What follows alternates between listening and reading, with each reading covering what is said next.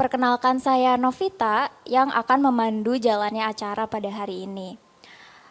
Baik, konferensi pers ini diselenggarakan sebagai respons terhadap kebijakan program makan bergizi gratis atau MBG yang dalam implementasinya diduga telah membajak anggaran pendidikan melalui pengaturan dalam APBN 2026 sehingga berpotensi mengancam pemenuhan hak atas pendidikan serta berdampak pada kesejahteraan guru dan kualitas pendidikan di Indonesia. Koalisi Selamatkan Pendidikan Indonesia merupakan inisiatif bersama yang terdiri dari para guru, organisasi masyarakat sipil, serta berbagai pihak yang memiliki perhatian terhadap keberlangsungan dan kualitas pendidikan di Indonesia. Sebagaimana kita ketahui, pendidikan merupakan hak asasi manusia yang dijamin oleh konstitusi. Namun, dalam beberapa waktu terakhir, muncul kekhawatiran bahwa kebijakan program MBG justru mengalihkan dan mengerus anggaran yang seharusnya diperuntukkan bagi penyelenggaraan pendidikan nasional. Situasi ini dikhawatirkan hanya berdampak pada keberlangsungan program pendidikan, tetapi juga pada kesejahteraan guru, termasuk munculnya berbagai persoalan seperti pemotongan gaji, perubahan status kerja, hingga ketidakpastian posisi para guru. Oke, baik. Atas dasar tersebut, Koalisi Selamatkan Pendidikan Indonesia bersama para guru telah mengajukan permohonan judicial review terhadap Undang-Undang APBN tahun 2026 ke Mahkamah Konstitusi. Pada kesempatan hari ini, koalisi juga akan meluncurkan kanal pengaduan konstitusional bagi para guru yang terdampak oleh kebijakan tersebut. Melalui konferensi pers ini, perwakilan koalisi akan menyampaikan sikap, temuan, serta langkah advokasi yang sedang dan akan dilakukan ke depan. Untuk itu, dipersilahkan kepada Kang Reza selaku guru honorer sekaligus prinsipal dalam permohonan ini untuk menyampaikan temuannya pertama. Dipersilahkan. Cek. Oke, baik. Terima kasih. Assalamualaikum warahmatullahi wabarakatuh. Terima kasih kepada kawan-kawan media yang telah bersedia meliput judicial review ini. Yang pertama, saya Reza, saya asal dari daerah dan saya mungkin yang sebagai pemohon prinsipal yang awalnya memang pertama dan sendirian menggugat undang-undang APBN ini. Yang jadi pertanyaannya mengapa saya menggugat ini? Karena saya melihat sebelum APBN ini dibentuk atau disahkan, saya melihat dari RAPBN terlebih dahulu.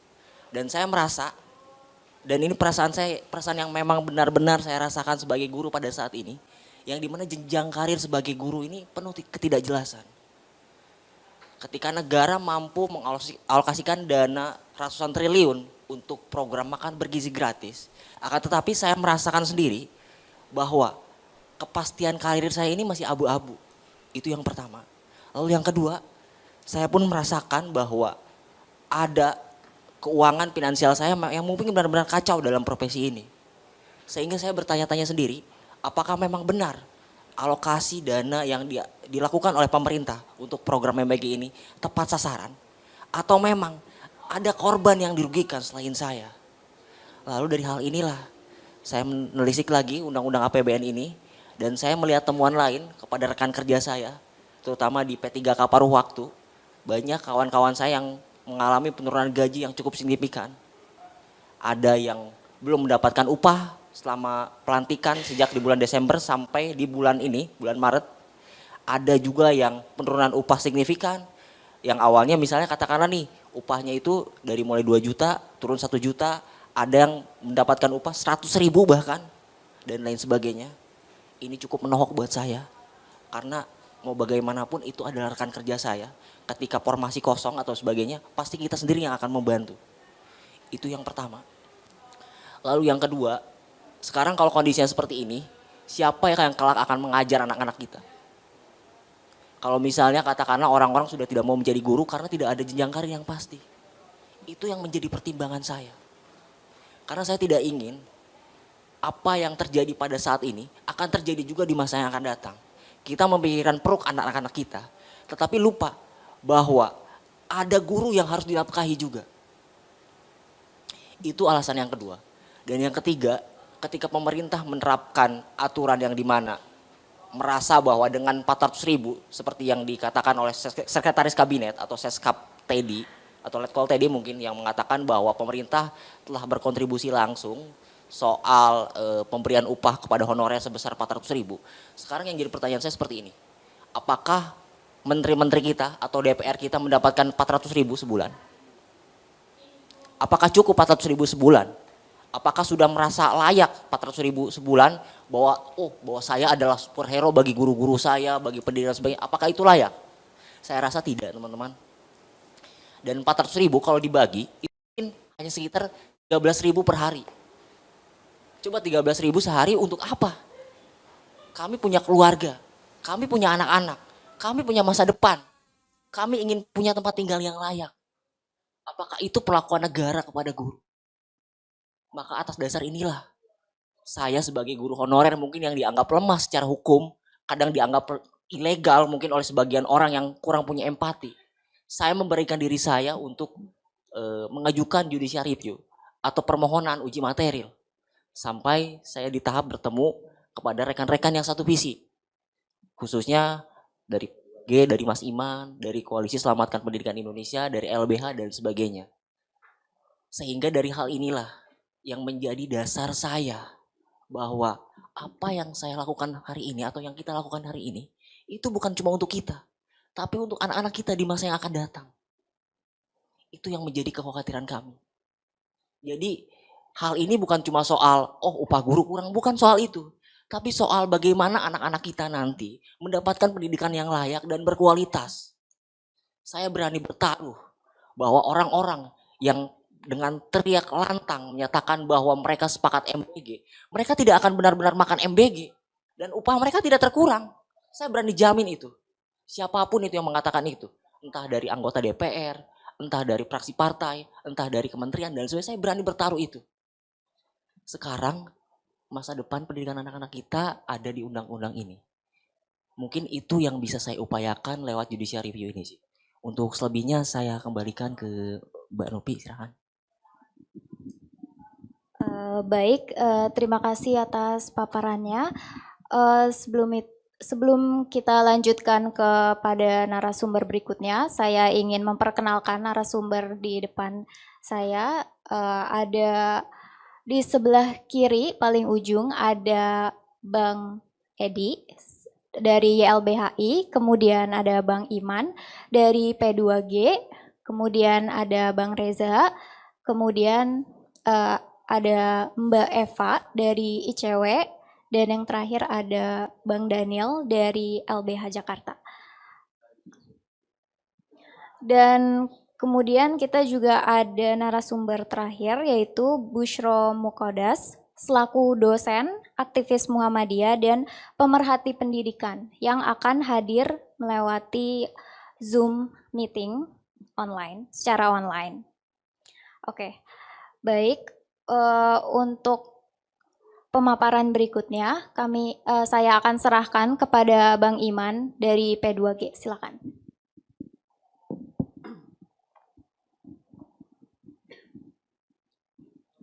Oke, baik. Selamat sore. Assalamualaikum warahmatullahi wabarakatuh. Terima kasih telah hadir teman-teman dari media, teman-teman yang sudah hadir di Zoom, dan teman-teman dari Koalisi Selamatkan Pendidikan Indonesia. Terima kasih juga kepada YLBHI, anggota kami Reza, dan juga teman-teman ICW, dan teman-teman koalisi yang tidak bisa saya sebutkan satu persatu. Ada 3 hal catatan kami dari P2G. Yang pertama, negara ini kan memiliki sebuah sistem pendidikan, di mana sistem itu ditopang oleh anggaran yang diamanatkan oleh undang-undang sekurang-kurangnya. Undang-undang dasar mengatakan 20%. Kami kemudian menghitung bersama teman-teman koalisi dan ini sudah menjadi fakta yang sangat umum dan terang benderang bahwa dengan dialokasikannya anggaran pendidikan untuk MBG sebesar 223 triliun diambil dari APBN pendidikan, maka sudah bukan 20%. Yang kedua, melalui undang-undang APBN ternyata pemerintah ini menyelipkan penjelasan mengenai MBG. yang mana ini menjadi dalih bahwa pemerintah bisa mengambil anggaran pendidikan untuk MBG. Ini yang kemudian digugat oleh anggota kami P2G dari Karawang, Mas Reza, dan kami juga selaku organisasi juga menjadi pemohon untuk gugatan ini. Karena tadi betul saya mengkonfirmasi bahwa kita harus menunjukkan catatan historis bahwa ada kesalahan yang sangat mendasar di dalam kebijakan penganggaran pendidikan kita dan ini akan merusak sistem pendidikan kita. Apa indikasinya kerusakan tersebut? Kami pikir yang tidak pernah dibantah dan dibahas oleh pemerintah adalah ketika transfer ke daerah, yaitu anggaran pendidikan yang ditransfer ke daerah itu terus menurun secara drastis. Bahkan di tahun ini 2026 transfer ke daerah itu hanya sekitar 30% sekian. Nah, kenapa ini sangat penting sekali? Karena ini adalah penyelenggaraan pendidikan di 500 lebih kabupaten. Oleh karena itu menjadi jelas saat ini ketika guru-guru di berbagai daerah kondisinya makin mengerikan menurut kami. Misal beberapa catatan kami ya di berbagai wilayah, kedudukan guru tentu saja, kalau kita melihat kerugian guru misalkan, guru-guru ini kemudian telah diiming-imingi dengan status ASN, yang tadinya mereka honorer setelah menjadi ASN, P3K paruh waktu ternyata gajinya lebih rendah.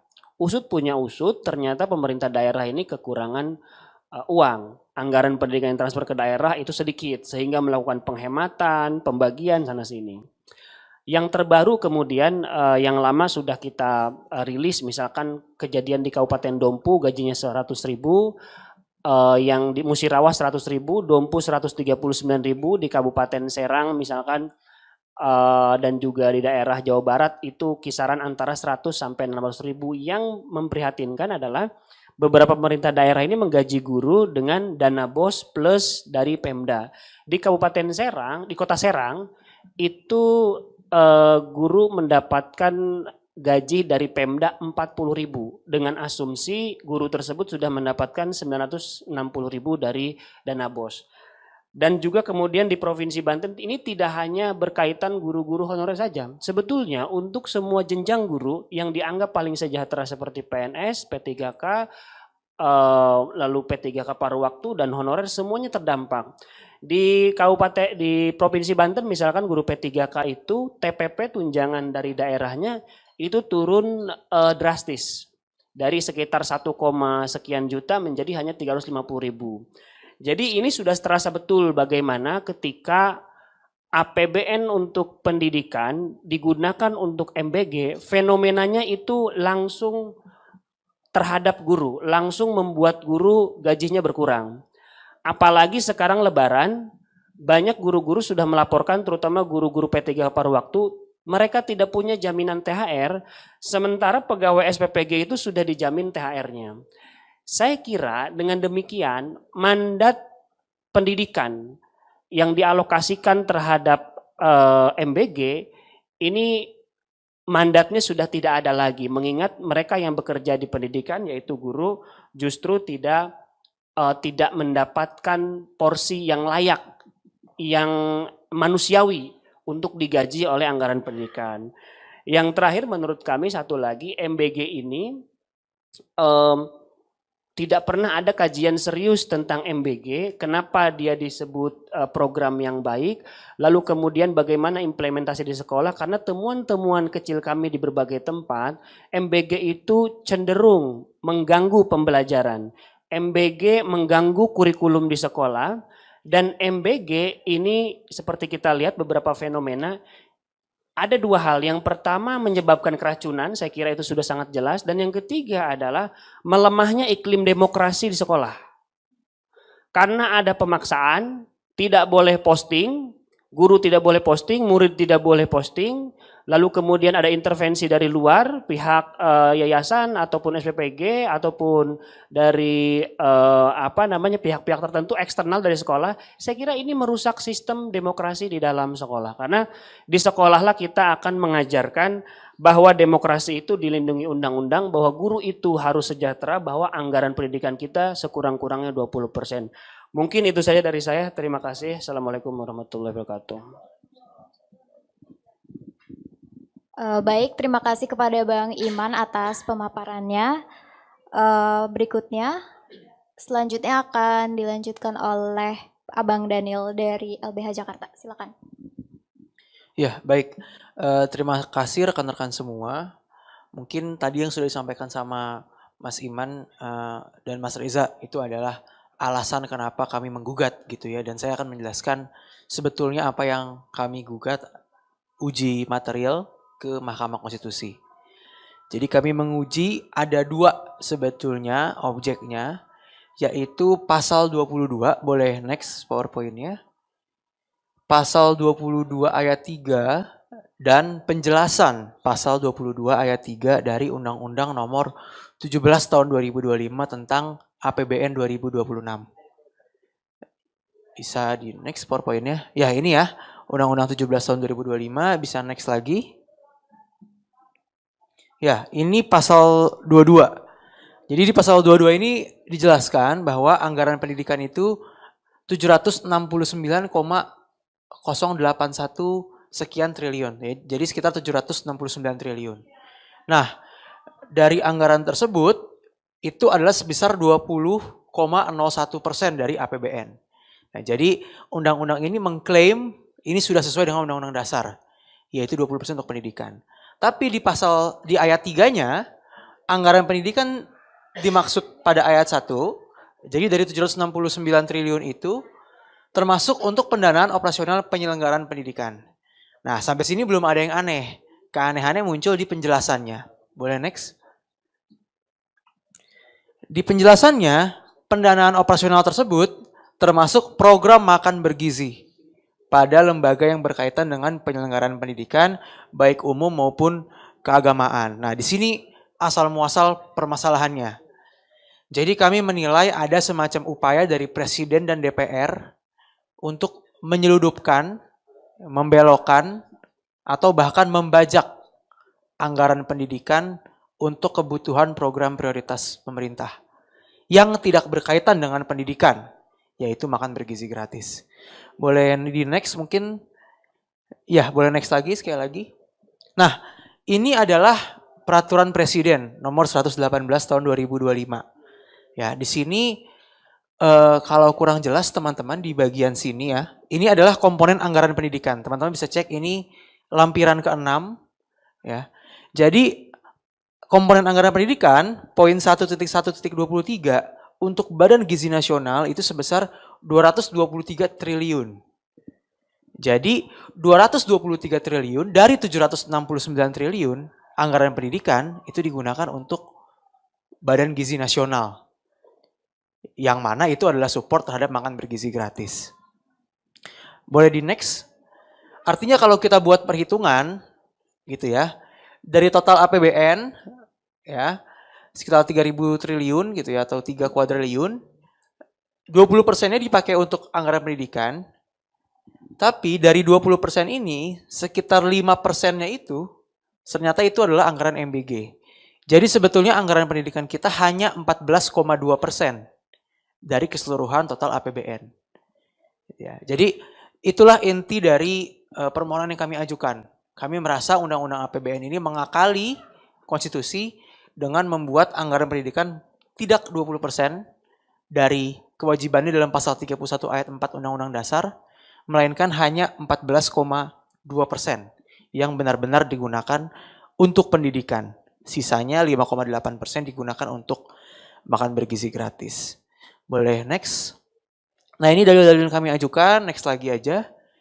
Ya ini bertentangan dengan pasal 1 ayat 3 Undang-Undang Dasar. Boleh di next. Ini mengenai negara hukum. Dalam negara hukum, kepastian hukum itu merupakan satu aspek penting. Jadi jika ia bertentangan dengan kepastian hukum, malah dia bertentangan dengan pasal 1 ayat 3 karena dia menciptakan ketidakpastian. Undang-undang dasarnya mengatur 20%, tapi ternyata cuma 14,2%. Boleh di next. Kedua, bertentangan dengan pasal 28 di ayat 1. Boleh di next. Sama kaitannya juga dengan jaminan dan juga kepastian hukum yang adil.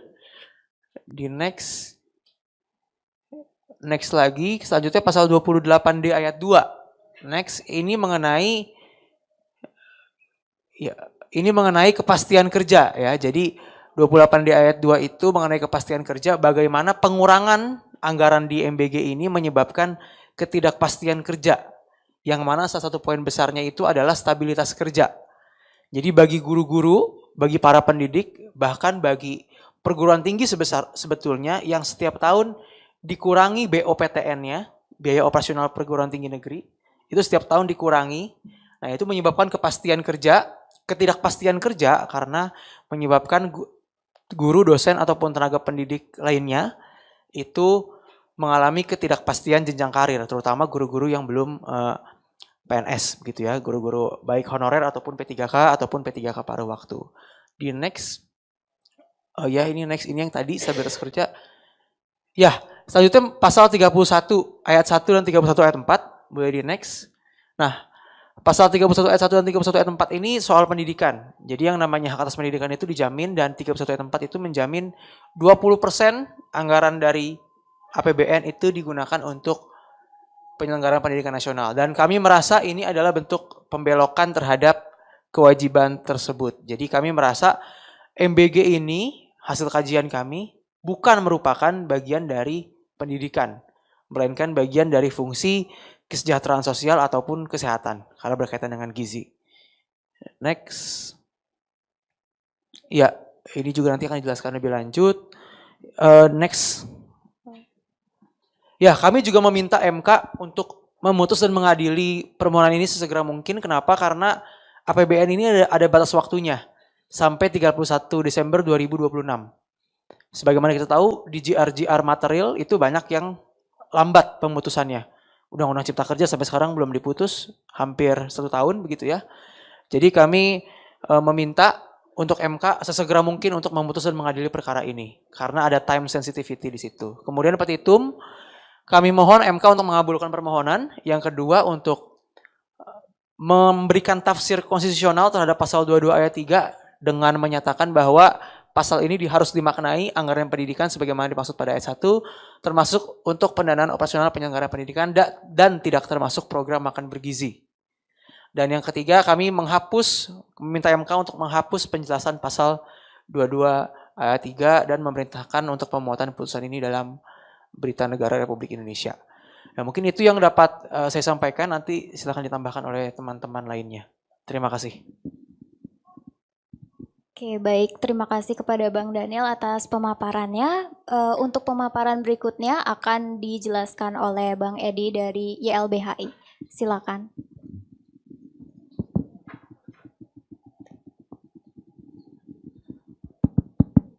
Oke, baik. Terima kasih Novi, kemudian teman-teman guru ya, dan teman-teman jurnalis yang kami hormati dan banggakan.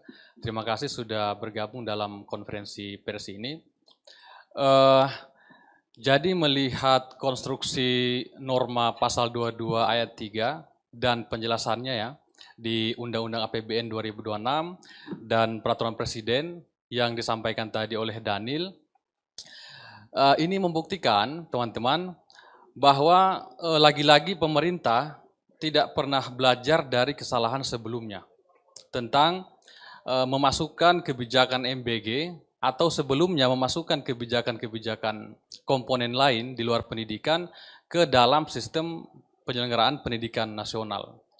Sependek catatan kami ya, LBH-LBHI, itu sejak tahun 2006 selalu ada upaya dari pemerintah untuk merekayasa ya dan menggerogoti mandatory spending 20% dana pendidikan.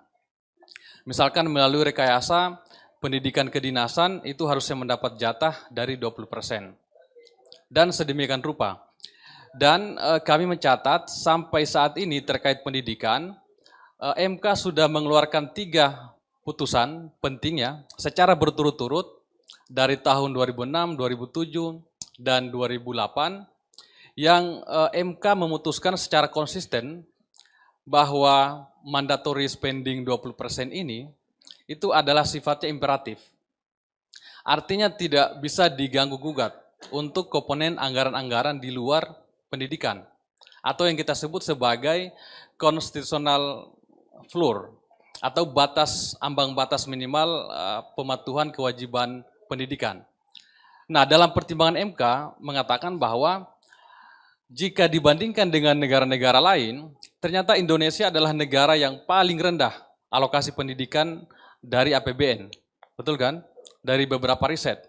Nah, karenanya anggaran 20% itu adalah standar minimal kewajiban pemerintah untuk memenuhi dari APBN. Karenanya MK sangat saklek dan sangat ketat dalam anggaran pendidikan itu. Dan di sisi lain teman-teman, ada beberapa catatan dan riset kita, secara implementasi pemerintah tidak pernah memenuhi anggaran 20% itu dari tahun ke tahun. Beberapa di sidang MK terbukti ada fakta bahwa rata-rata realisasi dana pendidikan hanya mencapai 11%. Tadi disampaikan ada 14% setelah dikurangi pendidikan. Mudah-mudahan 14%-nya itu betul-betul nyampe. Tapi riset kita selama ini, realisasi pendidikan tidak pernah sampai 20%. Paling mentoknya hanya sebesar 11%. Gitu. Nah makanya MK menyatakan standar minimal itu, teman-teman. Nah ini lagi-lagi membuktikan bahwa tahun ini ada semacam lagi pekondisian atau rekayasa administratif ya, yang seolah-olah pemerintah ingin mematuhi dan memenuhi kewajiban mandatory spending 20% ini. Tapi ternyata teman-teman berhasil membongkar yang terjadi melalui tadi Perpres ya dan beberapa riset, justru sebaliknya, bukan memenuhi 20% tapi malah memakan anggaran pendidikan itu sendiri. Dan yang paling penting adalah kita sangat berterima kasih ya kepada teman-teman guru honorer yang secara teliti, secara jeli menemukan kecurangan pemerintah dalam konstruksi pasal 22 ayat 3 Undang-Undang APBN. Jadi bayangkan kalau orang awam ya yang tidak pandai membaca konstruksi Undang-Undang APBN, bahkan mungkin lawyers, kalau kita baca di bunyi pasal 22 ayat 3, itu terlihat biasa-biasa saja, normal. Itu tidak ada pelanggaran. MBG-nya belum muncul. Tapi ternyata ada seorang guru honorer yang menemukan pelanggaran itu ada di penjelasan pasal 22 ayat 3. Jadi bayangkan keranjang MBG itu disusupkan begitu dalam ke dalam penjelasan ayat 3. Yang tidak semua orang bisa membaca itu. Disitulah pelanggarannya. Karena MBG masuk lewat penjelasan. Pertanyaannya begini, kalau memang ini mau transparan dan pemerintah betul serius, kenapa mesti dimasukkan di penjelasan? Kenapa tidak secara gentleman dimasukkan aja di pasal 22 ayat 3 supaya clear perdebatannya. Nah ini lagi-lagi membuktikan bahwa ini semacam cara yang licik, yang licik karena menyelundupkan, makanya kami menggunakan kata penyelundupan dan pembajakan. Karena ini cara yang secara tidak transparan, tidak gentleman, yang menyelundupkan MBG ke dalam keranjang pendidikan lewat pasal penjelasan. Untungnya lagi-lagi ada guru yang progresif ya, yang menemukan pelanggaran itu. Yang kedua teman-teman, setidaknya terkait kebijakan MBG ini yang dimasukkan dalam Undang-Undang APBN, kami mencatat ada 3 pelanggaran HAM yang sangat mendasar dan esensial. Misalkan dalam Undang-Undang Nomor 11 Tahun 2005 tentang ratifikasi Kovenan Internasional Hak Ekonomi Sosial Budaya termasuk pendidikan, dalam pasal 2 ayat 1 secara clear mengatakan bahwa semua negara pihak termasuk Indonesia itu harus mengambil langkah-langkah yang maksimal dengan menggunakan sumber daya maksimal dengan cara progressive realization untuk pemenuhan hak atas pendidikan. Nah, dalam pasal ini ada 3 prinsip paling esensial dan paling mendasar hak asasi manusia. 1, prinsip adalah menggunakan sumber daya yang ada. Gitu. Nah, pendidikan, kita tahu bersama ya, tadi dijelaskan, alih-alih menggunakan sumber daya yang ada, tapi dia malah menyedot atau menyerap anggaran dari dana pendidikan.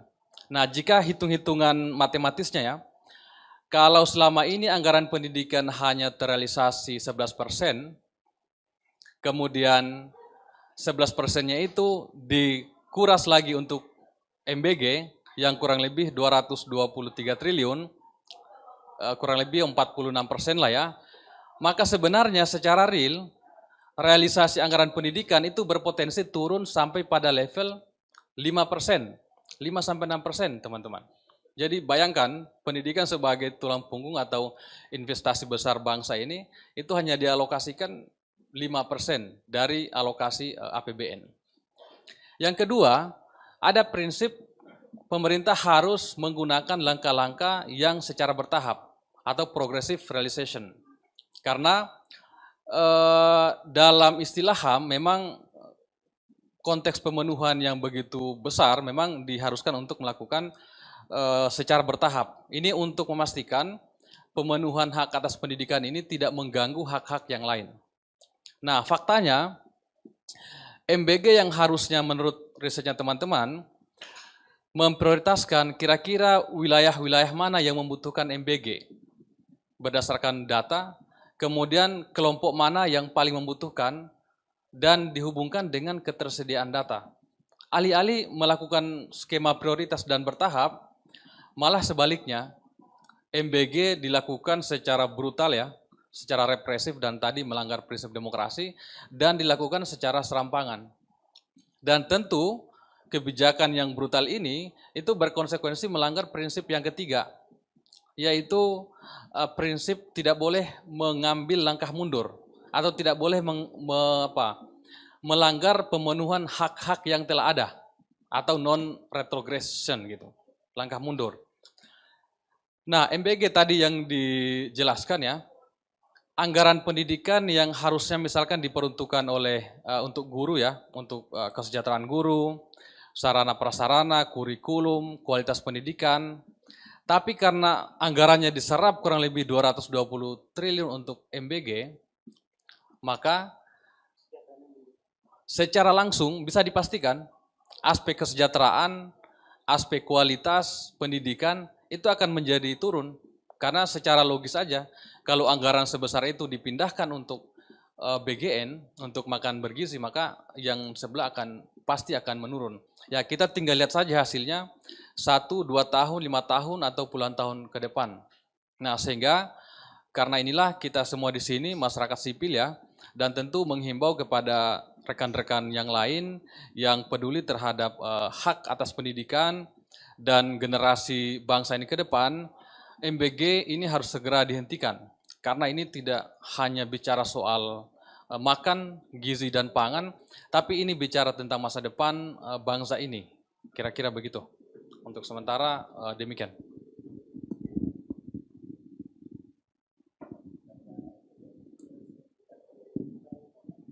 Baik, terima kasih kepada Bang Edi atas paparannya tadi. Banyak sekali temuan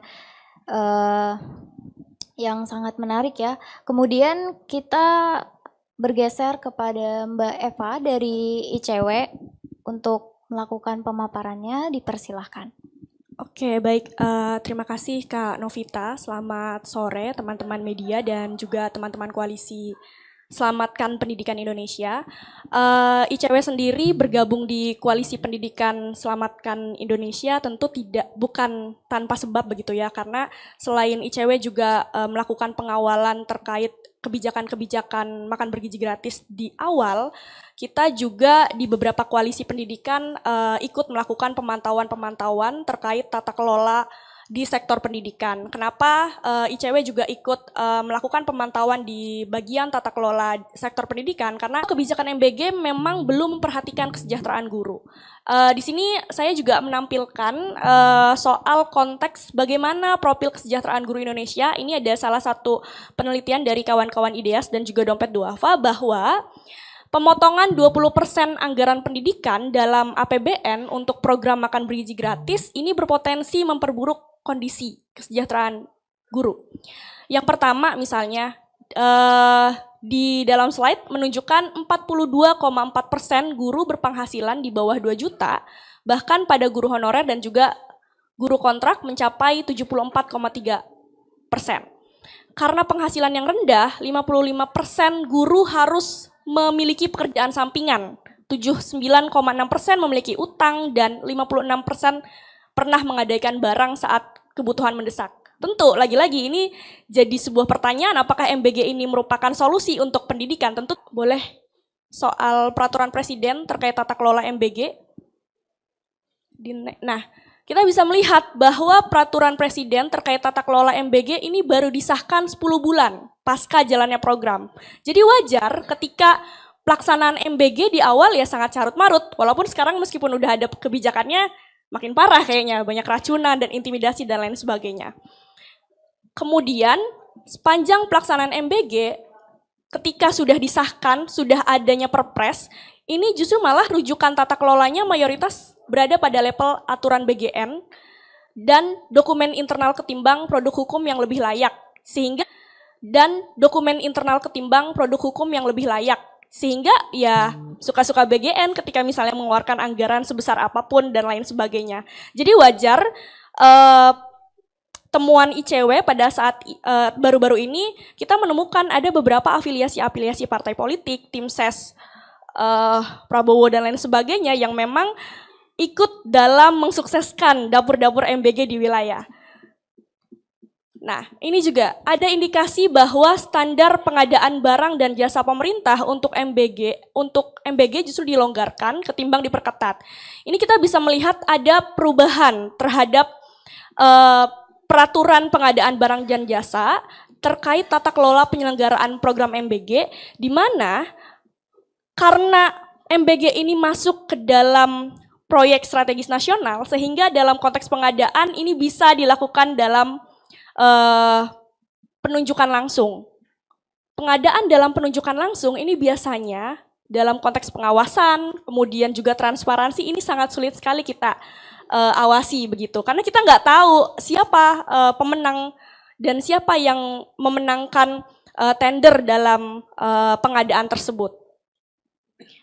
Nah, ini kita bisa lihat, lagi-lagi seperti biasa gitu ya, pemerintah kita selalu cepat melakukan perubahan-perubahan kebijakan ketika memang itu untuk kepentingan, ya teman-teman bisa tahu gitu ya. Kita bisa lihat revisi Perpres pengadaan barang dan jasa dari pasal 38 ayat 5 Perpres 12 2021 yang terbaru pasal 38 ayat 5 Perpres 46 2025, di mana pelaksanaan program prioritas pemerintah, bantuan pemerintah, dan atau bantuan presiden ini berdasarkan arahan presiden langsung. Jadi wajar ketika BGN hari ini merasa sombong, karena memang lagi-lagi program MBG ini ya diatur sesuka hati oleh BGN begitu.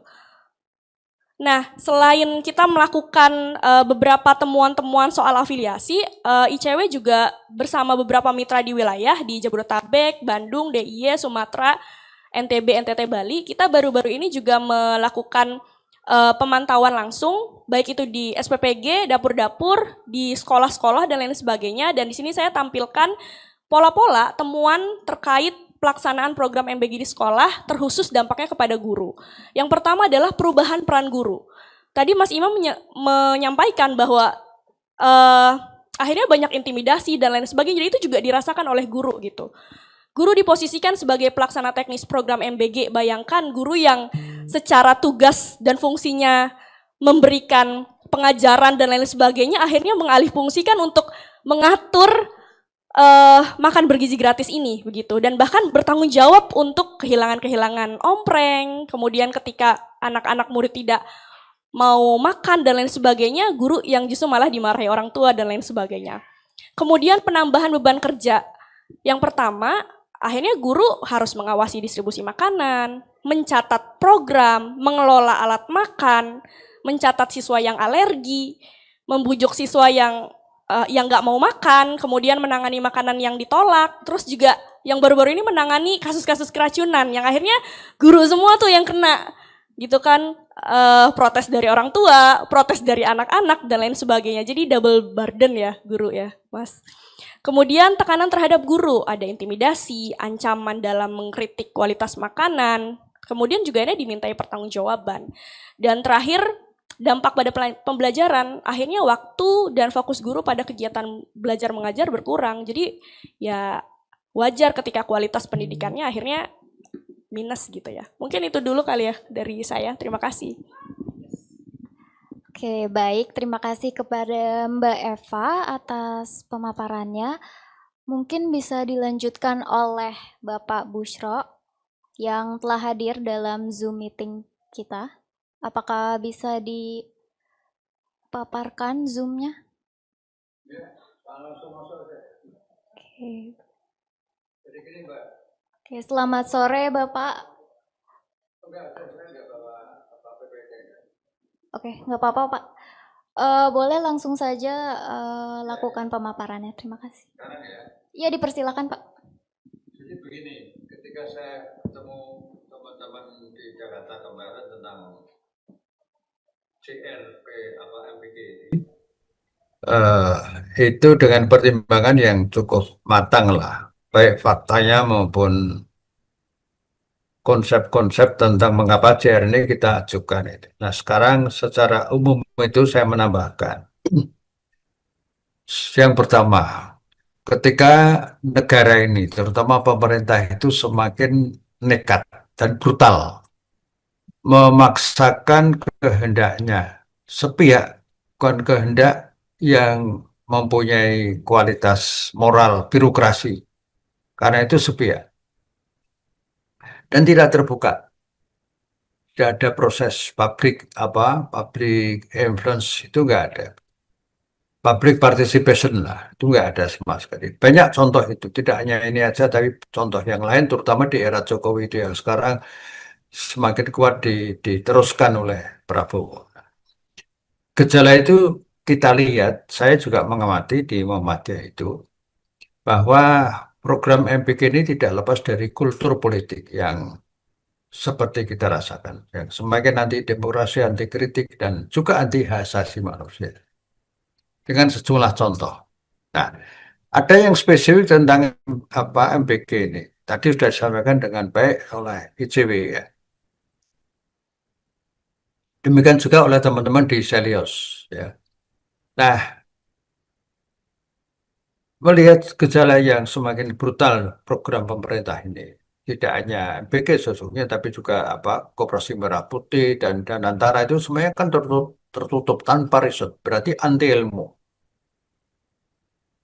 Maka kita lihat aja, mana ada perguruan tinggi negeri maupun swasta, mana ada rumah keagamaan yang sampai hari ini kritis.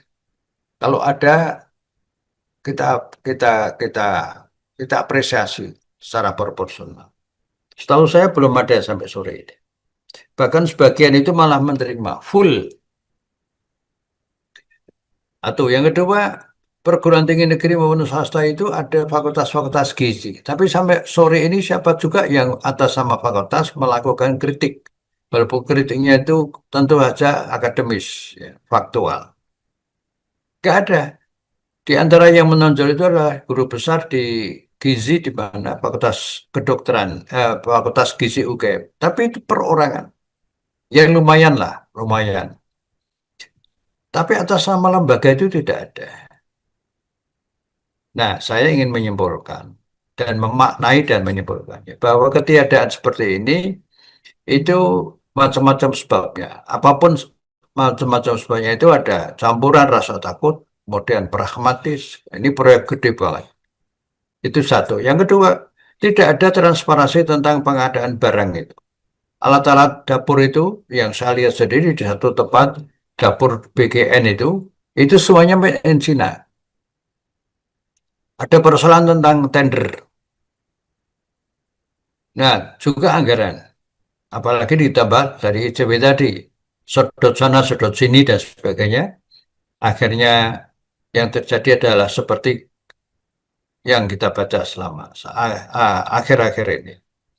Timbul pertanyaan, apakah ada lembaga negara yang kompeten? Seharusnya KPK itu. Tapi KPK ini sudah dilumpuhkan era Jokowi dan Puan Maharani sebagai DPR waktu itu. Sehingga KPK sepertinya tidak bisa diharapkan untuk melakukan fungsi-fungsi pencegahan yang ofensif sebagaimana yang dulu-dulu. Nah, salah satu langkah yang terbaik ialah kita-kita ini elemen-elemen masyarakat sipil yang tidak ada kepentingan dengan kepentingan politik praktis, apalagi pragmatis, dengan mengajukan CR ini.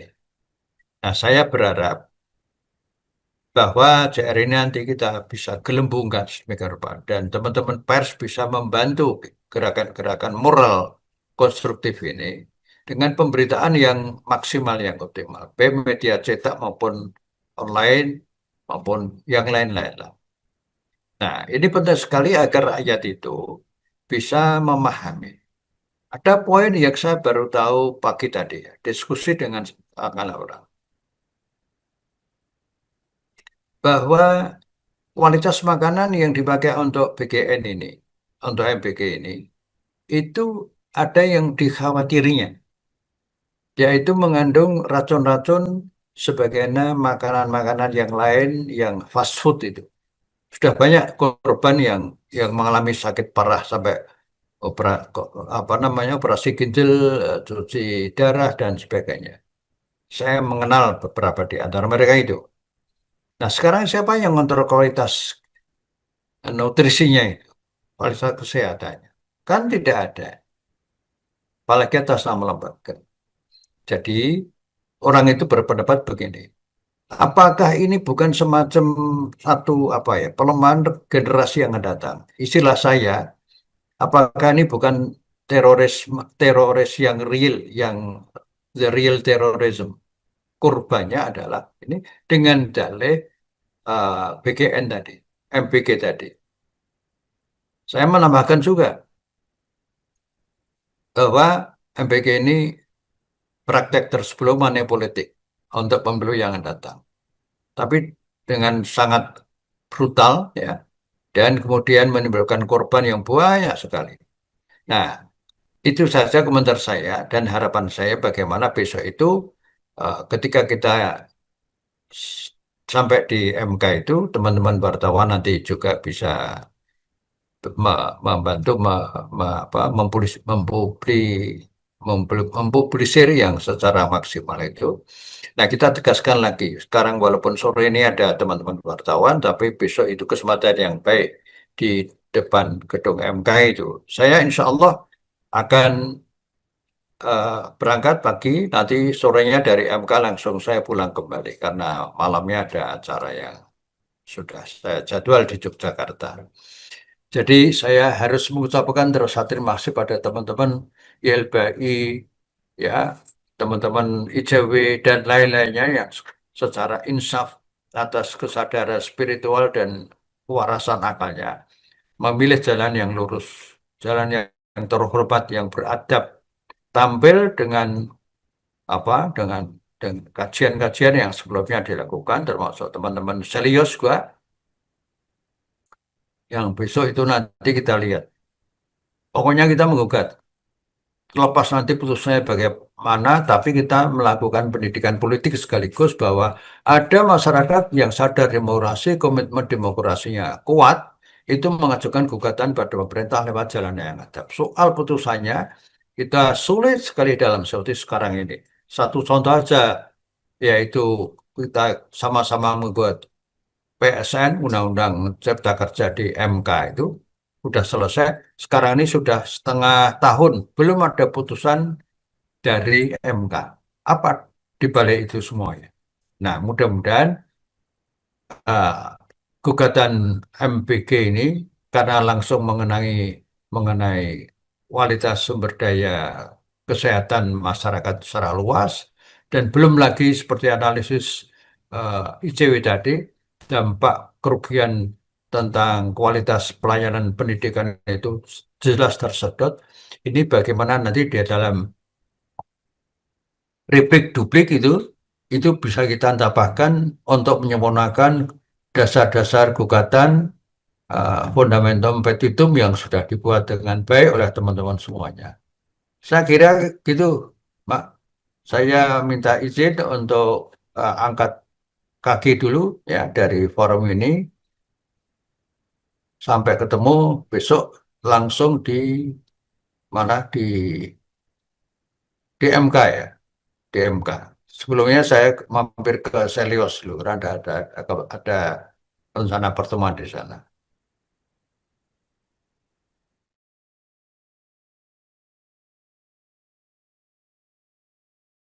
Kami akan bergeser kepada Mbak Eva ya. Untuk pemaparan terkait kanal pengaduan konstitusional, untuk Mbak Eva dipersilahkan.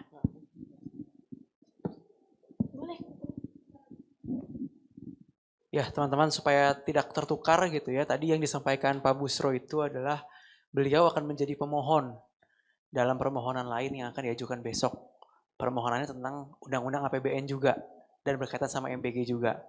Dan ini dilakukan oleh teman-teman Selios dan MBG Watch. Gitu. Jadi ini adalah dua permohonan yang berbeda tapi sama tujuannya begitu ya. Sama-sama ingin mengawasi bagaimana pemerintah mengawasi anggaran. Mungkin begitu untuk klarifikasi teman-teman semua. Dan itu akan dilaksanakan besok. Makasih. Lanjut. Oke, ya sebagaimana tadi sudah di-mention juga oleh teman-teman koalisi bahwa ya koalisi kita membuka kanal pengaduan konstitusional guru di mana kita ingin menjaring dan juga mengorganisir teman-teman guru yang juga merasakan dampak daripada pelaksanaan makan bergizi gratis ini. Nah, siapa saja sih, mohon maaf, mengapa sih pengaduan ini penting gitu ya? Karena sebenarnya bukan yang ini PowerPoint-nya, Kak, boleh ada link lain ya. Karena memang permohonan uji materi ini diajukan karena beberapa kekhawatiran gitu ya terkait kebijakan tata kelola pendidikan, sehingga dengan kita melakukan dan membuat kanal aduan ini, yang pertama kita ingin mengawal bagaimana sih keberlangsungan sistem pendidikan nasional yang baik dan benar gitu ya, sehingga merata ke seluruh wilayah dan jelas. Kemudian juga kesejahteraan guru, serta juga peningkatan kualitas dalam konteks pembelajaran. Siapa yang dapat mengisi form ini? Formulir ini ditunjukkan bagi guru di berbagai jenjang pendidikan, tenaga pendidik yang terdampak kebijakan, kemudian guru yang memiliki pengalaman atau informasi terkait dampak kebijakan anggaran pendidikan. Nah, untuk apa data ini digunakan? Mungkin nanti teman-teman media bisa menyampaikan begitu ya, bahwa data ini digunakan untuk dokumentasi kondisi nyata yang dialami guru di lapangan, bahan advokasi kebijakan pendidikan, dan juga memperkuat bukti sosial dalam proses judicial review di Mahkamah Konstitusi nanti, sehingga seluruh informasi yang digunakan secara bertanggung jawab untuk mendukung upaya memastikan kebijakan-kebijakan pendidikan tetap berpihak pada kualitas pendidikan dan kesejahteraan para pendidik. Jaminan perlindungan bagi pelapor, informasi yang teman-teman guru sampaikan hanya digunakan untuk kebutuhan advokasi tentunya, dan juga menjamin kerahasiaan data para pelapor sebagai bagian dari perlindungan dan untuk meminimalisir resiko bagi pelapor. Nah, teman-teman bisa mengakses aduan ini di Bitly Pengaduan Konstitusional Guru, dan harapannya teman-teman media juga mengekspos agar banyak kawan-kawan guru juga yang melaporkan begitu terkait dampak pelaksanaan makan gratis ini. Mungkin itu, terima kasih.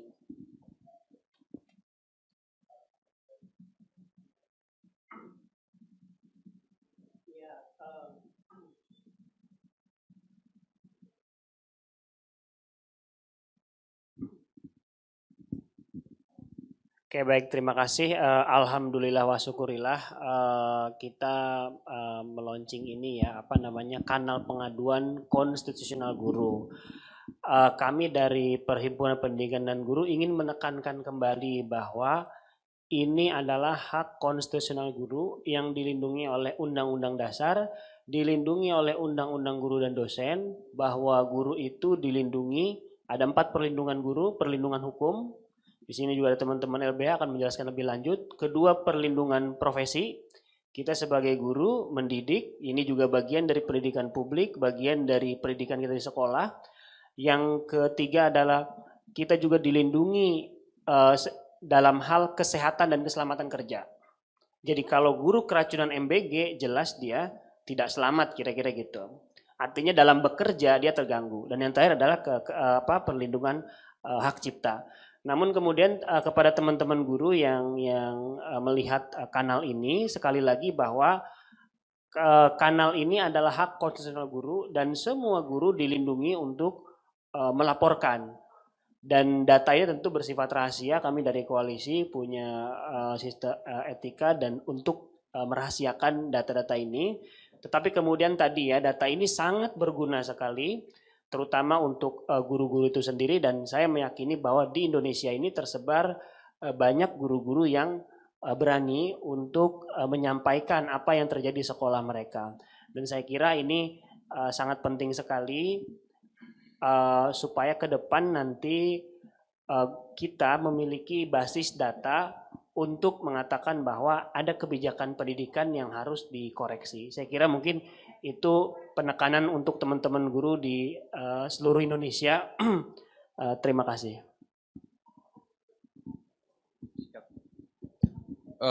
Terima kasih tambahan waktunya teman-teman. Jadi kanal ini kita sebut sebagai pengaduan konstitusional. Artinya ini bukan pengaduan biasa ya, karena kami melihat persoalan MBG ini bukanlah pelanggaran hukum yang secara normal, tapi ini sudah melanggar atau melewati batas-batas konstitusional gitu. Sehingga kami namakan ini ada pelanggaran konstitusional. Yang kedua, kami sangat sadar dan paham bahwa kasus-kasus MBG itu hampir terjadi secara konsisten di semua wilayah. Namun sayangnya jarang atau bahkan sama sekali korban-korban MBG baik dari guru, dari orang tua murid atau dari masyarakat itu belum punya keberanian untuk melakukan pengaduan. Karena tadi cerita-cerita dari teman-teman bahwa ini bukan hanya soal memberi makan, tapi di situ ada intimidasi, ada represi, ada perilaku curang, bahkan ada militerisasi, pengerahan militer TNI dan polisi untuk mendisiplinkan anak-anak murid. Sehingga iklim demokrasi, mekanisme komplain, pemulihan jika ada hak yang dirugikan atau dilanggar, itu menjadi hilang gitu. Nah sehingga dengan kesadaran ini, kami mengeluarkan kanal pengaduan konstitusional untuk menyatakan bahwa ini bukan soal kasuistis yang terjadi, yang kata Prabowo ini hanya sepersekian persen. Ini adalah implementasi, ini adalah kasus. Kami mau katakan jika problem terjadi hampir di semua wilayah, bahkan ada keracunan dan beberapa terindikasi meninggal dunia, maka ini sebenarnya bukan lagi soal implementasi, bukan lagi soal kasus, tapi ini soal pengambilan kebijakan yang sejak awal disengaja untuk melanggar konstitusi. Dan hasil pengaduan ini tadi sudah disampaikan, ini akan digunakan untuk kepentingan advokasi, terutama ini akan menjadi penguatan argumentasi, kita akan dorong kepada Mahkamah Konstitusi ya. Ini akan kita minta agar hakim-hakim konstitusi membuka mata, membuka hati bahwa melalui kanal pengaduan konstitusional ini ada banyak sekali korban-korban dari MBG ini. Sehingga harapannya melalui kanal pengaduan, hakim akan melihat ada berapa korban dan akan tergerak logikanya, hatinya, dan nuraninya untuk menyatakan bahwa MBG ini ada problem yang sangat krusial dan sangat mendasar dari kebijakan yang dimasukkan dalam Undang-Undang APBN 2026. Kira-kira begitu tambahan dari saya. Terima kasih. Oke, baik. Untuk selanjutnya, saya akan mempersilahkan kepada rekan-rekan semua untuk memberikan pertanyaan kepada kelima narasumber yang hadir di depan. Mungkin boleh kepada rekan-rekan dipersilahkan apabila ada yang ingin bertanya, saya akan mengambil 2-3 pertanyaan. Silakan.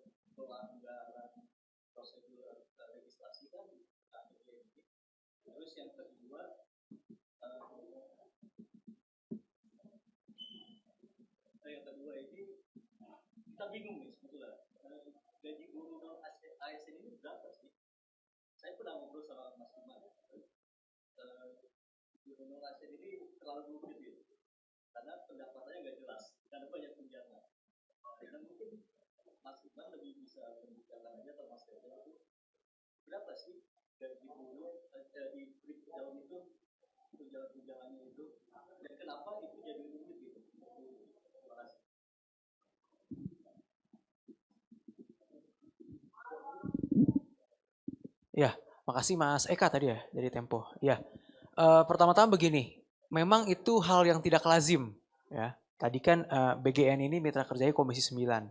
Artinya dia sudah jelas, bahkan DPR mengakui dalam pembagian komisi-komisi, dia di luar dari fungsi pendidikan. Karena urusan pendidikan kan di Komisi 10. Itu. Nah, artinya sebenarnya DPR pun mengakui ya bahwa ini di luar fungsi pendidikan gitu. Ini fungsi kesejahteraan sosial, makanya dia di Komisi 9 keberadaan. Jadi itu sebenarnya fakta yang semakin meneguhkan. Tapi saya mau bilang begini. Sebetulnya yang terjadi sekarang itu bukan pelanggaran biasa, tapi ini terang-terangan melanggar konstitusi. Baik presiden ataupun DPR. Ini sebenarnya bahkan kalau ini dilakukan oleh presiden ini sudah mengarah kepada perbuatan yang tercela dalam konteks pemakzulan gitu ya. Tapi ini dilakukan secara kompak oleh presiden dan DPR. Jadi saya nggak bisa mengungkapkan ini apalagi yang terjadi di negara ini sangat parah gitu ya. DPR dan presiden kompak melakukan sebuah pelanggaran konstitusi yang menurut saya ini sangat clear, mandatori sekurang-kurangnya 20% untuk pendidikan, tapi bisa-bisanya dipakai untuk hal yang lain. Jadi saya mau nambahkan itu, ini adalah satu kejadian yang mengerikan menurut saya, karena ini ya pelanggaran konstitusi yang nyata di depan mata. Gitu. Mungkin Bang Edi mau nambahkan?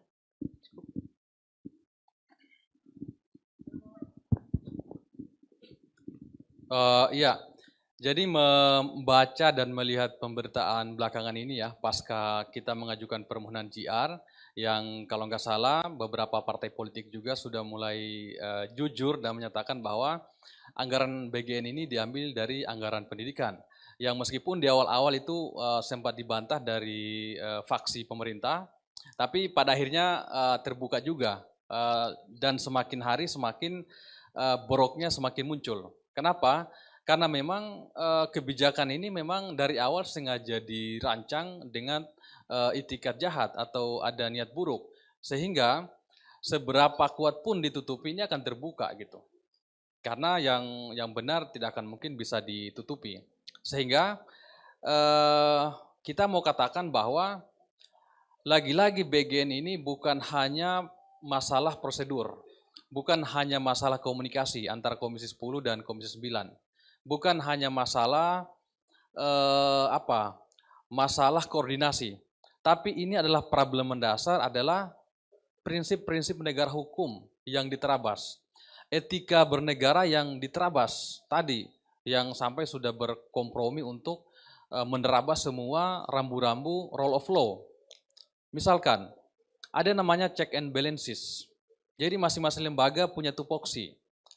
Kementerian di sektor pendidikan, selaku lembaga di eksekutif, itu punya tupoksi untuk menjalankan di sektor pendidikan.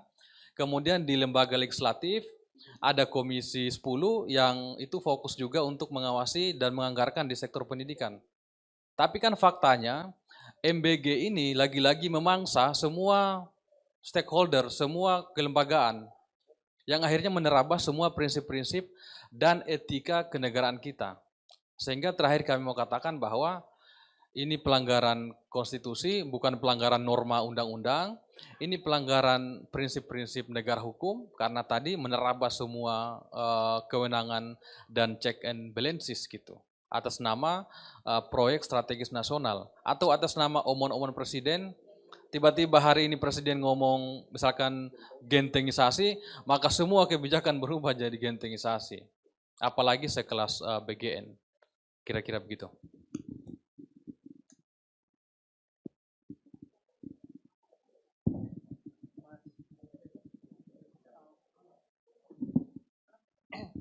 Ya, terima kasih Mas Eka. Iya, pertama untuk kesejahteraan guru itu kan ada di Undang-Undang Guru dan Dosen ya, bahwa guru berhak mendapatkan penghasilan di atas kebutuhan minimum. Di sana kemudian dijelaskan penghasilan minimum itu komponennya apa saja. Ada gaji pokok, ada tunjangan dan lain sebagainya. Nah, ini memang menjadi akar persoalan karena dianggapnya semua guru itu sudah pasti mendapatkan tunjangan-tunjangan dan gaji pokok tersebut. Kenyataannya itu hanya berlaku untuk guru ASN dan guru P3K. Sementara guru-guru honorer ini posisi terjepit.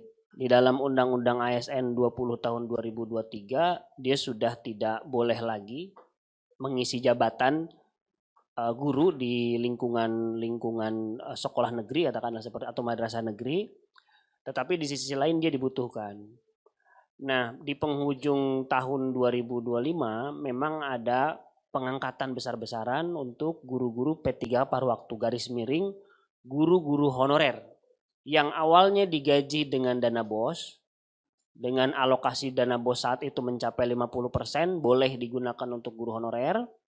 Guru-guru ini dialihkan statusnya menjadi ASN, P3K paruh waktu. Sementara presentasi dana BOS makin mengecil menjadi 20%, dengan asumsi guru honorer makin sedikit, berarti kan presentasi makin kecil. Ternyata ketika mereka menjadi ASN P3 paruh waktu, gajinya justru jauh lebih rendah daripada waktu digaji oleh dana BOS. Nah, ini yang menyebabkan berbagai persoalan karena Pemdanya sendiri di dalam SK-nya, SK keputusan pengangkatannya itu tertera di situ.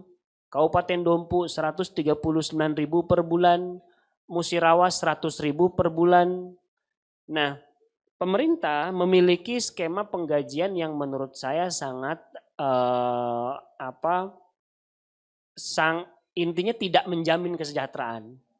Saya contoh kasus misalkan di Kabupaten Dompu di Musirawas itu bagi yang tidak mendapatkan sertifikasi guru atau tunjangan profesi guru itu gajinya 500.000 per bulan, kecil juga, nggak better juga. Bagi yang sudah mendapatkan sertifikasi mendapatkan gaji 100.000. Sertifikasi ini diandaikan ada, padahal untuk mendapatkan tunjangan profesi guru TGP garis miring sertifikasi garis miring sertifikasi itu guru tersebut harus melewati beberapa tahap. Pertama dia harus memenuhi jamnya, minimal jamnya. Dia harus 24 jam, dia harus menjadi guru wali. Bukan wali kelas ya, guru wali. Dia juga harus ada centang validasi. Sampai hari ini masih banyak laporan guru-guru yang tidak tercentang, dengan demikian uang 2 jutanya itu tidak akan pernah cair seumur-umur. Nah, ini yang diandaikan pemerintah sudah mencairkan sertifikasi guru padahal belum tentu netes, belum tentu cair. Seperti orang di samping saya ini. Saya belum. Ini contoh nyatanya. Sudah mengikuti PPG, sudah layak tersertifikasi, jamnya memenuhi, tetapi centangnya ada yang tidak hijau. Jadi 2 bulan ini tidak dapat 2 jutanya, tidak dapat. Jadi aslinya hanya berapa? Dari dana BOS? Sudah tidak dapat, sudah 0 rupiah sebetulnya. Nah, di beberapa daerah skema penggajiannya seperti itu, sangat kacau sekali. Jadi artinya kalau jaminan kesejahteraan, tidak ada jaminan kesejahteraan, perubahan skema pengangkatan ASN juga tidak membuat guru ini makin lebih baik. Jadi kalau ditanya nasib guru sekarang, justru terjadi degradasi. Yang honorer menjadi P3K paruh waktu nasibnya gajinya makin kecil. Yang P3K ini sekarang terancam tidak dilanjut kontraknya. Mereka relatif sejahtera, tapi kemarin di Desember 2025 itu banyak kejadian seperti di Deli Serdang, itu banyak dipecat-pecatin, bukan dipecatin, dihentikan kontraknya, jadi tidak lanjut mengajar. Padahal di ASN P3K. Yang PNS-nya pun sebetulnya mengadu juga mengalami pengurangan gaji yang tidak masuk akal. Seperti tiba-tiba ada jakat lah, BPJS ditariknya 2 kali, Banyak sekali fenomena. Jadi sebetulnya semua jenjang guru dari PNS sampai honorer semuanya merasakan pengurangan gaji secara signifikan. Di Banten guru-gurunya tunjangan TPP-nya berkurang. Guru P3K-nya, tunjangan daerahnya berkurang. Nah, usut punya usut kalau kita lihat ternyata ini gara-gara transfer ke daerah yang berkurang karena MBG. Paling itu, terima kasih.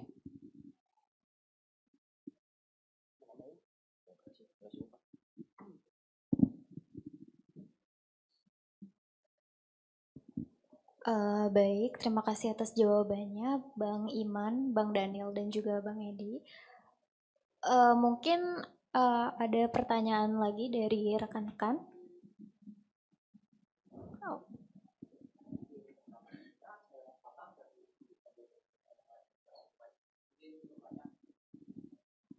Pakai masker.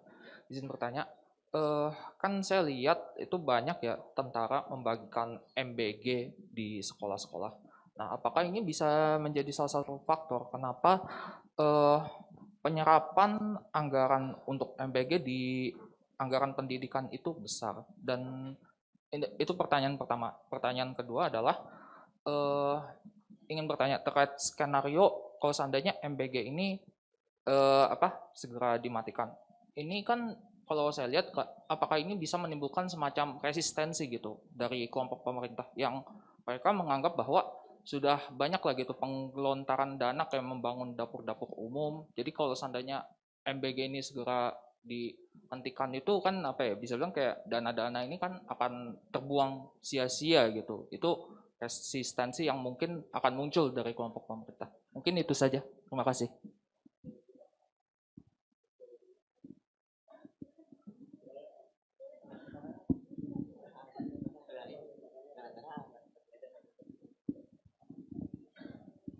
Iya, saya menjawab sebagian pertanyaan mengenai konsep MBG itu ya.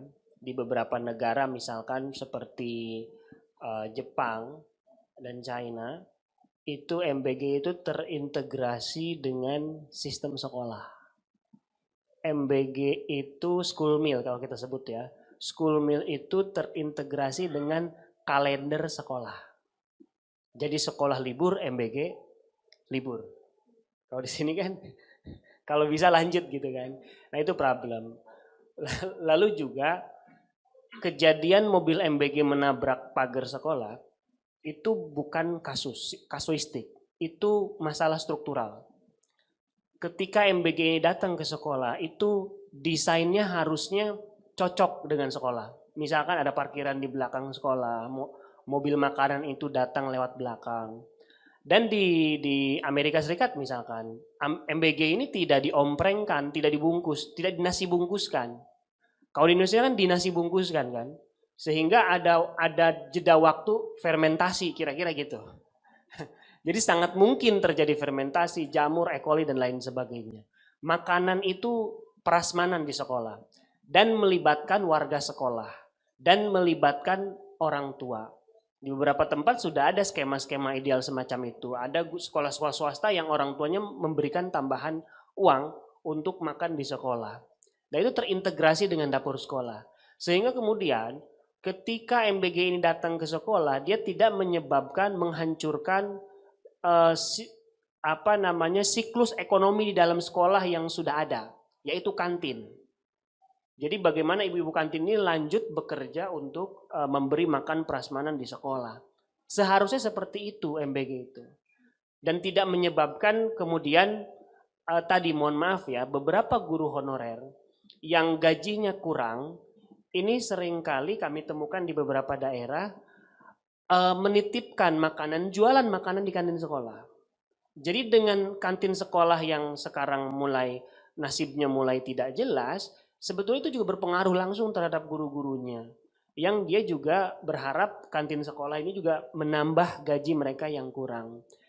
Jadi dari situ saja kita sudah melihat, misalkan di Indonesia itu rata-rata sekolah negerinya, kecuali yang berasrama ya, yang tidak berasrama, sekolah negeri pada umumnya tidak didesain untuk semacam makan bersama yang dalam skala luas.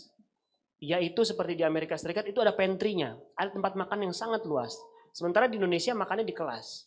Padahal kelas di Indonesia itu, sekolah negeri Indonesia itu hanya di set up untuk belajar, bukan untuk makan. Mereka tidak disetting untuk input output, bagaimana cara mencuci sisa makanan, tidak ada. Oleh karena itu menurut saya persoalan-persoalan MBG hari ini itu sudah terlihat dari desainnya, sejak perencanaannya. Gitu. Tidak seperti sekarang misalkan di bulan Ramadan pemerintah kebingungan. Di beberapa titik para guru melapor kepada kami bahwa MBG itu dirapel per 3 hari. Jadi sudah bukan MBG lagi ini. Ini pembagian makanan kering, pembagian kerupuk, pembagian snack yang saya kira tingkat gizinya juga patut dipertanyakan. Saya kira itu, terima kasih. Oke, melanjutkan sedikit untuk yang dibahas Mas Iman tadi soal MBG yang hadir ke sekolah dan secara tidak langsung membunuh UMKM lokal atau pedagang lokal. Jadi gini, di sekolah itu ada yang namanya sistem koperasi. Jadi ketika anggaran dari daerah atau BOS lambat atau dari pemerintah pusat lambat, koperasi sekolah lah yang mengcover bagaimana kesejahteraan guru atau internal guru di sekolah. Nah, jadi ketika pemerintah menghadirkan koperasi merah putih, tapi secara tidak langsung membunuh secara perlahan koperasi sekolah, inilah yang patut kita patut kita garis bawah ini. Karena secara nggak langsung kesejahteraan guru pun ya terdampak juga. Contoh misalnya nih untuk sekarang nih untuk THR biasanya nih ya, biasanya kan ada THR dari koperasi karena memang koperasi yang menghidupi guru-guru secara tidak langsung kan. Ada terjadi pengurangan, Bu. Bahkan ada yang memang tamat koperasi ini. Karena ya itu tadi, karena kantinnya tidak ada, karena memang secara tidak langsung disingkirkan oleh MBG dan lain sebagainya. Ini itu sih dari saya. Iya, sedikit menambahkan gitu ya terkait konteks keterlibatan TNI, karena tadi pertanyaannya soal anggaran. Sebenarnya ingin menampilkan juga gitu ya bahwa temuan ICW terkait bagaimana ada 6 yayasan yang terafiliasi dengan militer. Konteks apakah dengan adanya keterlibatan militer soal keamanan di sekolah-sekolah, di dapur-dapur dan lain sebagainya, ICW sendiri tidak tahu pasti gitu ya, apakah memang karena dananya untuk keamanan dan lain sebagainya, tetapi dalam konteks anggaran, itu justru malah banyak sekali beberapa afiliasi militer. Yang pertama misalnya bisa ditampilkan di slide 15, ini kita temukan dan sebenarnya sudah di launching juga oleh ICW. Slide 15.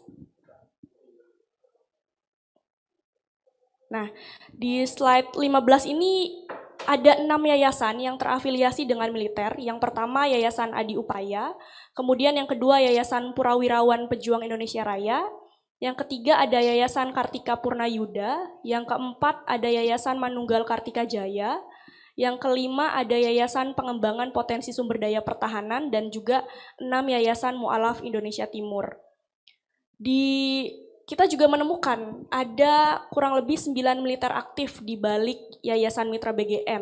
Yang pertama teman-teman bisa lihat gitu ya, di sini ada Marsekal Muhammad Tony Harjono dari Yayasan Adi Upaya. Kemudian ada Marsekal pertama Erwan Andrian, Yayasan Adi Upaya juga. Ini juga ada Marsekal Muda Yostariza, ini Yayasan Adi Upaya. Dan juga Marsekal Madya Arif Mustafa, serta Marsekal Madya Teddy Rizahaldi. Kemudian ada Letjen Tri Budi Utomo, ini dari Yayasan Pengembangan Potensi Sumber Daya Pertahanan. Kemudian ada lagi juga dari Yayasan Adi Upaya, ini ada Marsekal pertama Muhammad Ishak Sugandi. Lalu ada Brigjen Toto Suhartono, Yayasan Manunggal Kartika Jaya, dan juga ada Letjen Rul Fernando. Nah, dalam konteks afiliasi militer ini kita juga sudah menemukan beberapa temuan gitu ya, bagaimana keterlibatan militer dalam konteks pembangunan dapur-dapur di wilayah. Tapi juga di lapangan, itu kita juga menemukan beberapa babinsa-babinsa yang justru malah memalak, istilah kata memalak pihak sekolah untuk keamanan. Itu juga ditemukan gitu. Jadi ya karena memang kebolongan kebijakan yang sangat serampangan gitu, akhirnya tata kelolanya juga serampangan juga gitu, keterlibatan militer dan lain sebagainya. Mungkin itu.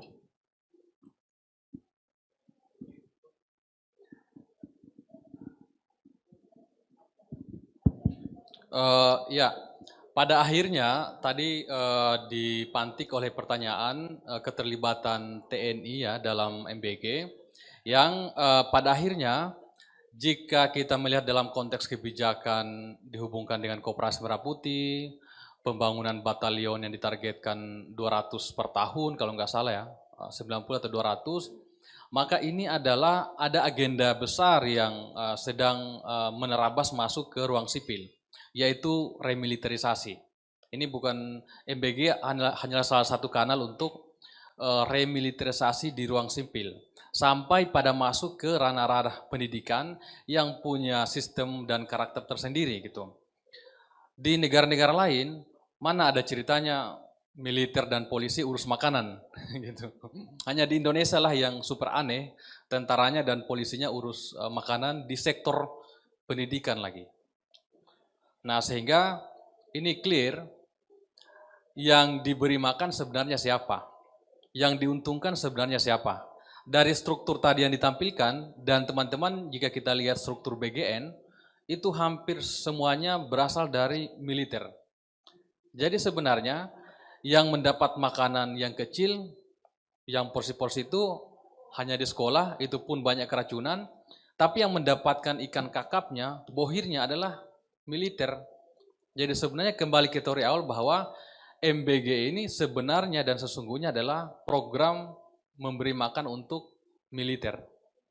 Yang jelas itu adalah upaya menurunkan profesionalitas TNI ya, yang harusnya militer fokus pada pertahanan tapi malah ikut-ikutan urus makanan gitu. Orang di Timur Tengah sudah perang-perangan dengan rudal dan drone, di sini masih perang-perangan dengan menu MBG gitu, masih ompreng. Ini lucu dan aneh bin ajaib. Terima kasih.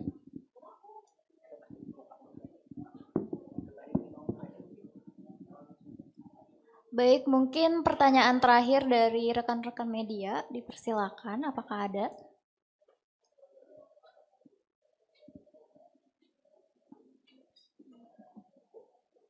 Oke, baik. Apabila tidak ada pertanyaan, aku mau sedikit mengucapkan terima kasih kepada rekan-rekan yang telah menyampaikan penjelasannya dan juga kepada para media yang sudah menghadiri acara ini serta memberikan pertanyaannya. Sangat menarik ya kalau kita simpulkan tadi dalam persoalan ini itu ada kekhawatiran bahwa kebijakan MBG dalam implementasinya justru berpotensi mengerus anggaran pendidikan yang seharusnya digunakan untuk penyelenggaraan pendidikan nasional, di mana tadi ada temuan bahwa sebesar 14,2% yang benar-benar digunakan untuk pendidikan dan transfer ke daerah yang sangat sedikit berujung pada gaji guru yang kurang layak, serta ini berpotensi tidak adanya kepastian kerja kepada para guru. Pada dasarnya persoalan ini bukan sekedar soal kebijakan program semata, tetapi juga menyangkut pemenuhan hak atas pendidikan yang seyogianya dijamin dalam konstitusi. Termasuk bagaimana negara memastikan anggaran pendidikan tetap dialokasikan secara tepat dan tidak berdampak pada kesejahteraan guru maupun kualitas pendidikan itu sendiri. Tadi beberapa rekan-rekan juga sudah menyampaikan bahwa MBG ini berdampak kepada guru honorer dan bahkan kepada siswa ya. Tadi adanya ancaman apabila ada yang mengkritik MBG, ini menunjukkan kerusakan terhadap demokrasi di sekolah dan juga kepada guru yang seharusnya fokus kepada pemberian pendidikan kepada siswanya justru fokus untuk mengurus MBG, menyebabkan menurunnya kualitas pendidikan secara nyata. Oleh karena itu, Koalisi Selamatkan Pendidikan Indonesia mengajukan gugatan judicial review atas Undang-Undang APBN ini pada khususnya pada pasal 22 ayat 3 serta penjelasannya yang menyelinapkan MBG yang menyelinapkan MBG dalam anggaran pendidikan. Selain itu, kami juga tegaskan akan meluncurkan kanal pengaduan konstitusional guru terkait MBG untuk memberikan perlindungan bagi para guru, termasuk perlindungan profesi, perlindungan kesehatan dan keselamatan kerja, dan juga perlindungan hak cipta.